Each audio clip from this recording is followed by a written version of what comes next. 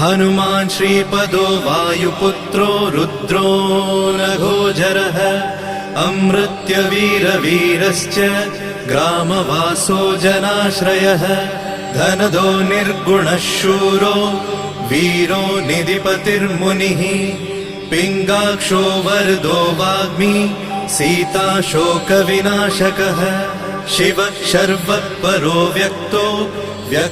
व्यक्तो धराधरः पिङ्गकेशः पिङ्गरोमा श्रुतिगम्यः सनातनः अनादिर्भगवान् देवो विश्वहेतुर्जनाश्रयः